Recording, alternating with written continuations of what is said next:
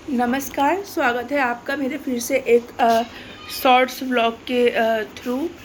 तो देखिए, नेपाल की कहानी जो है नेपाली में आजकल मीडिया पे बहुत सुर्खियों में ज़ोरों शोरों से चल रही है। ये कहानी है उन बच्चों की जो नेपाल में हो रहे बहुत दिनों से हो रहे अत्याचार के खिलाफ जिन बच्चों ने आवाज़ उठाया, जिन्हें मीडिया बार बार जेनजी कह के संबोधित कर रही है। जी हाँ, जेनजी एक वो शब्द है जिसे एक अन्य भाषा में डिजिटल नेटिव भी कहा जाता है। जेनजी शब्द उनके लिए होता है जो सोशल मीडिया से ज़्यादा कनेक्ट होते हैं और जो मतलब थोड़ा आधुनिक विचारों को, आधुनिक सोच वाले जो बच्चे होते हैं। लेकिन एक तरीके से देखा जाए तो ये कहानी उन बच्चों की है जिन्होंने नेपाल में हो रहे अत्याचारों के खिलाफ आवाज़ उठाई है। और ये आवाज़ शायद हर उस इंसान को उठानी चाहिए जिसके ऊपर जुल्म, जिसके ऊपर अत्याचार हो रहा हो। जी हाँ, 4 सितंबर को नेपाल में बच्चों के एक ग्रुप ने बहुत शांतिपूर्ण तरीके से प्रोटेस्ट किया वहाँ के प्रधानमंत्री के खिलाफ। मामला ये है कि वहाँ के वहाँ के जो प्रधानमंत्री उस समय के प्रधानमंत्री थे नेपाल के, केपी शर्मा ओली, उन्होंने मतलब कि उन्होंने क्या किया, नेपाल में सोशल मीडिया से व्हाट्सएप, इंस्टाग्राम जैसे कई जो मतलब कि प्लेटफॉर्म थे, 26 जो मतलब कि वो थे digital network program, WhatsApp, internet, इन पे उन्होंने बैन लगा दिया, ये कह के कि जो इनके नियम हैं रजिस्ट्रेशन के, वो नियम सारे तोड़ रहे हैं। तो इनका रजिस्ट्रेशन प्रक्रिया है वो नियम तोड़ रही है। लोगों को लगा कि नेताओं के बच्चों के ऊपर तो कोई भी मतलब कि दबाव, कोई वो नहीं है, प्रेशर नहीं है, वो आलीशान ज़िंदगी जी रहे हैं।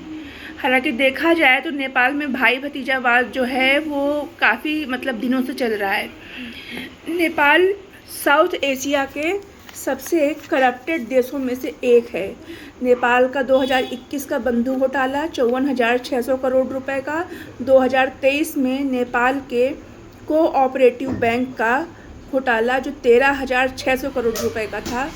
और ये भी माना जाता है कि जो नेपाली जो प्रधानमंत्री जो केपी शर्मा हैं, उनके चीन के साथ रिश्ते इस कदर हैं कि उनके जो संपत्ति है उसमें चीन के साथ रिश्तों से कुछ अप्रत्याशित उनकी संपत्ति में बढ़ोतरी हुई है। सबका मानना है कि चीन ने नेपाल पर अपना दबाव बढ़ाने के लिए केपी शर्मा और उनके करीबियों को बहुत फ़ायदा दिया। तो वहाँ की जो राजनीति रही है वो भ्रष्ट ही रही है।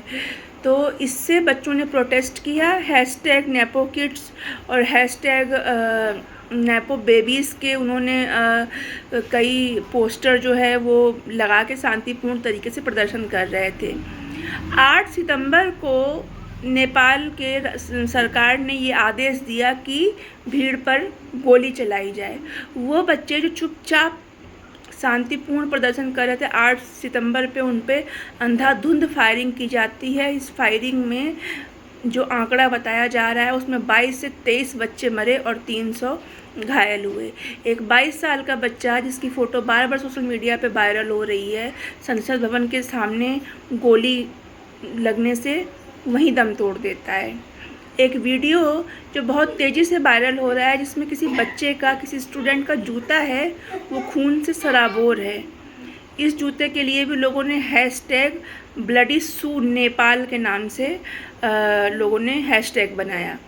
तो देखिए कि नेपाल की ये कहानी है। तो लोग जो थे वो गोली और इतने अत्याचार की वजह से जो बच्चे थे वो इस कदर भड़क गए कि उन्होंने नेपाल के पूर्व प्रधानमंत्री शेर बहादुर देउबा और उनकी पत्नी पर, उनके आवास पर हमला किया। नेपाली संसद भवन को जला दिया, प्रधानमंत्री आवास को जला दिया, वहाँ के पूर्व प्रधानमंत्री पर हमला किया और उनकी पत्नी, नेपाल के पूर्व प्रधानमंत्री शेर बहादुर देउबा की पत्नी इस आगजनी इस हमले में झुलस के मर गई। उसके बाद में ये जो प्रदर्शनकारी थे उन्होंने उस डीजीपी को भी मार दिया जिस डीजीपी ने 8 सितंबर को उन पर भीड़ पर गोली चलाने का आदेश दिया था।